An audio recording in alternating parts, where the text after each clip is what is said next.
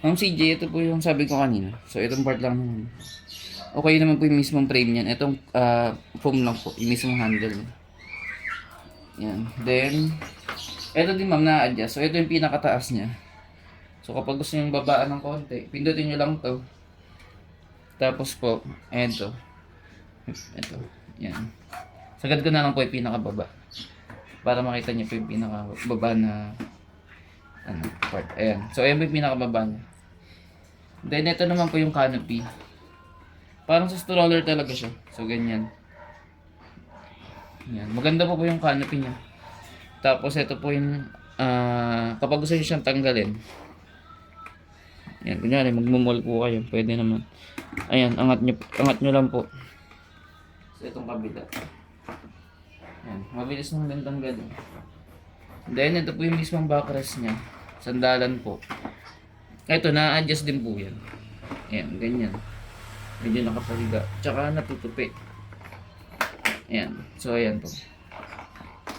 Then, ito po, natatanggal din po ito. Yung mismong front bar niya.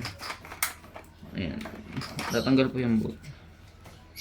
Tapos ito, complete po siya. Yung 3-point safety harness niya. Pang seatbelt sa baby. Tsaka ito po, natatanggal din po ito.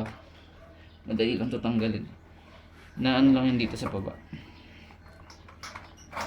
Ayan.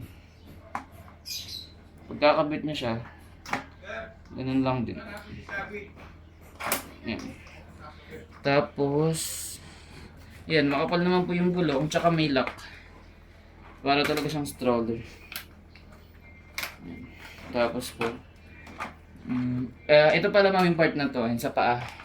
Ito kasi, ano siya, nagpi-free wheel.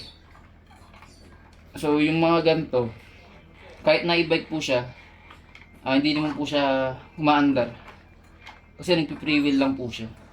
So, ang pinaka, ano niya, is tinutulak pa rin talaga siya. Ayan. So, ganyan pong, ganitong klaseng bike po yung Compo Air. Bali, nagpi-free wheel lang siya. Tapos, para umandar siya, is tutulak lang. And, ayun po yun mama, yung pinaka, ano niya.